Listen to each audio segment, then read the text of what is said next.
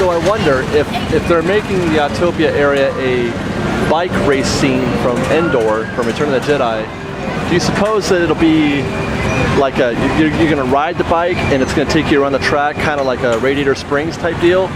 Or are you going to drive it like you do Autopia, but instead of a car, it's a motorcycle or a bike, whatever the heck those things are? And if it is a bike, what's the capacity?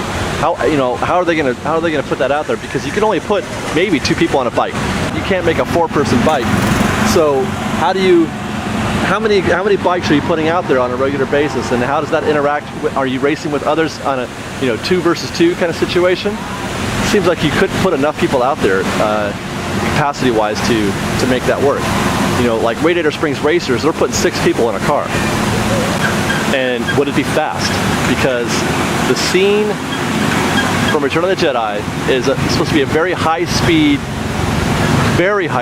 race, but it's a chase, really. Can you make that? Can you sell it so that you feel like you're whispering through the forest at breakneck speeds, crashing through leaves and branches and almost hitting trees? Can you sell that by going 25 miles an hour? Now, one thing I did hear was that I didn't hear was the future of the lagoon. I mentioned before that none of the plans that I read about discussed tearing out the lagoon or replacing it with anything. They were going to take out the Autopia tracks, which are over there, and the show building for Nemo, which goes under these rocks and it goes back that way. I'm grateful, though, to hear that they weren't talking about taking this out, and that maybe they can make some other plans for it, perhaps something like on Naboo. But one thing that I'm fairly certain of, January 6th, this attraction goes down for what is being scheduled as a 9-month refurb. To do what? I can't imagine. There's nothing that you could do that makes any sense at all to the Finding Nemo subs, short of a overlay of Dora, I guess. I mean, Dory, Finding Dory. But even that doesn't make any sense, really, considering how much they hate this ride to begin with. Why? It smells. I smell a rat. And I'm telling you, one thing I am certain, January 6th, 2014 will be the last day that anybody will ever ride a Nemo sub ever. I think that that 9-month closure is a smokescreen for a permanent closure. That the plan is by then, by the time the 9 months are up, they will have been able to announce their formal plans for what's going to happen, and this place is going to go dark. This whole location is going to go dark, just like it was before the Finding Nemo subs came. Because remember, these weren't always here. It used to be the regular submarine voyage, and then they closed that attraction, and there was nothing happening here for years. And then finally they decided to give it the overlay for Finding Nemo and bring it back to life. I don't think there's any such hope for that this time. I think that on September of 2014, it'll stay closed forever until they have redone whatever it is they're going to do. If it's a Star Wars land, and if it's not a Star Wars land, it's going to be the empty, the attraction formerly known as Nemo subs. That's all it's going to be here. It's just a lagoon, a waterfall, and that's it.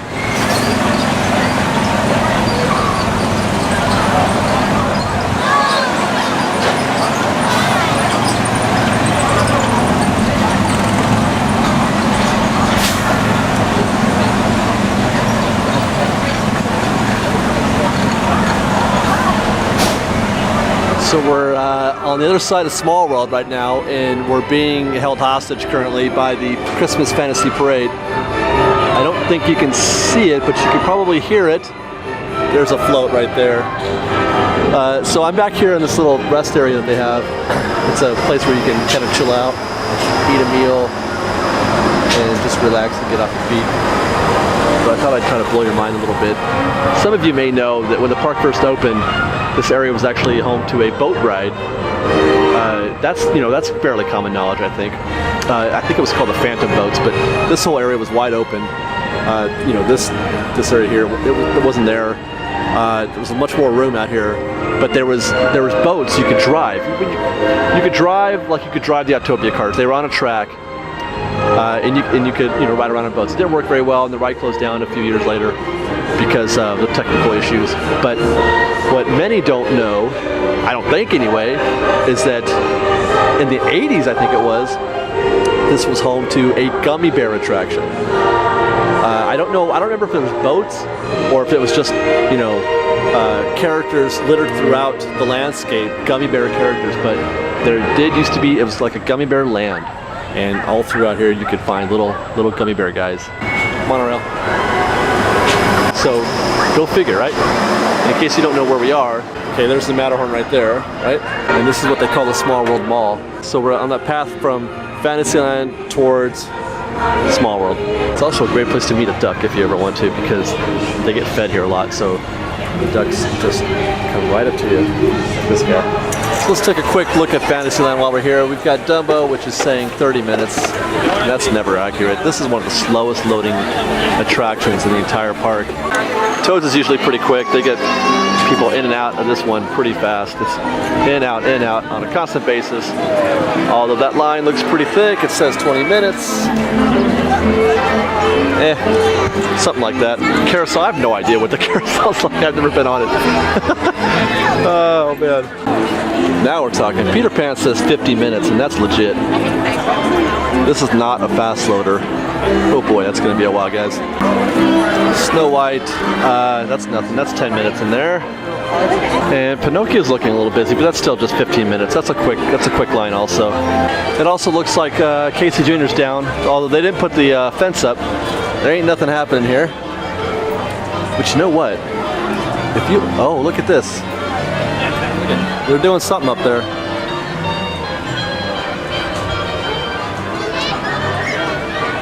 The track is not right.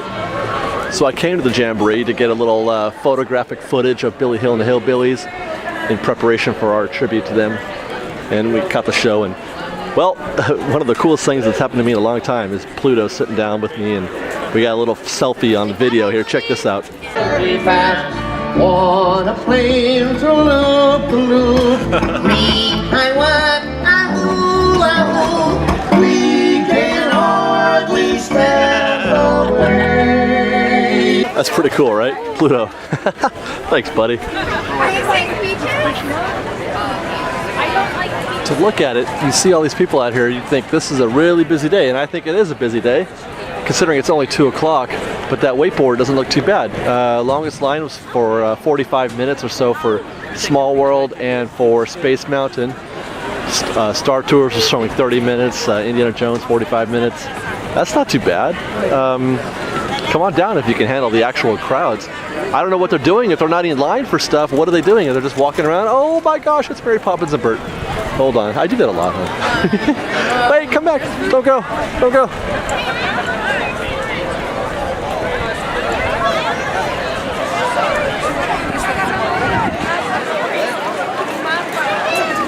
So if you can deal with these, you know, rather thick crowds, then come on down to Disneyland for Christmas, huh?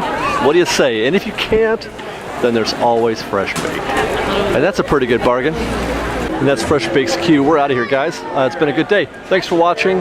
Don't forget to subscribe to our channel. Check out our website at freshbakedizzy.com. Check us out on Twitter, YouTube, Instagram, and Google+.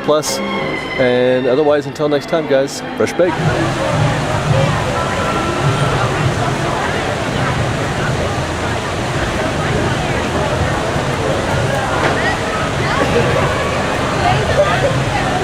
Oh, I don't know.